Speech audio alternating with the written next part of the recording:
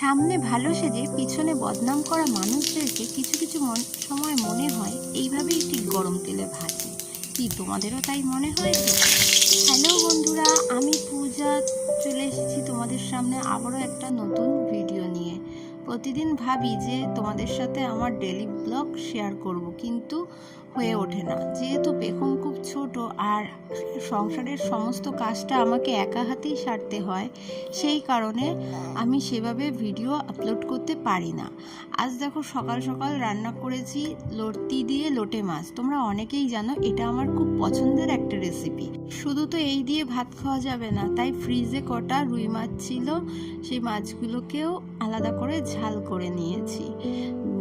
তোমাদের দাদাভাই maximum time বলে যে ঝোল জাতীয় জিনিস ওর টিফিনে না দিলেই ভালো হয়, কারণ এতটা দূরের রাস্তা যায় তো, আর টিফিনে যদি ঝোল জাতীয় জিনিস দিই তাহলে অসুবিধে হয়ে যায়।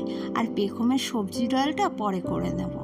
তো সকালে আপাতত পেখমের খাবার কিছুই করা হয় না, কারণ সকালবেলা একবারে যদি সব সারতে যাই আমার বাসি কাজ করতে করতে অনেকটাই দেরি হয়ে যায়।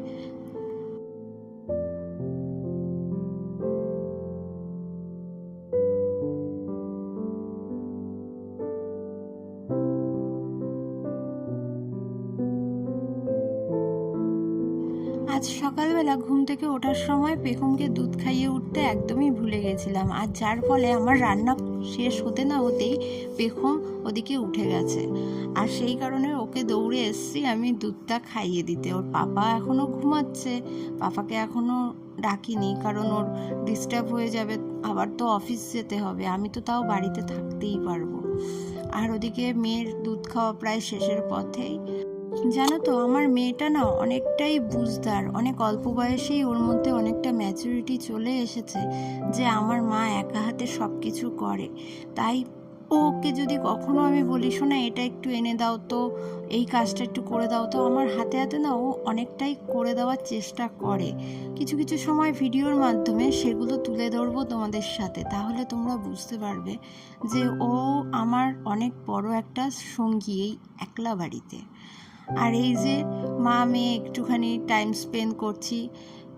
সকালবেলা ঘুম থেকে উঠেছে তো চট করে আমাকে ছাড়তে চায় না, কিন্তু কিছু করার নেই, আমার যেহেতু কাজ আছে, সেহেতু মেয়েকে এখন আমি ঘুম পাড়িয়ে দিয়ে আবার ওর পাপার কাছে রেখে আমি চলে যাচ্ছি বাকি কাজগুলো সারতে। তো আজকের ভিডিও এইটুকুই, আবার দেখা হবে পরবর্তী ভিডিওতে। টাটা।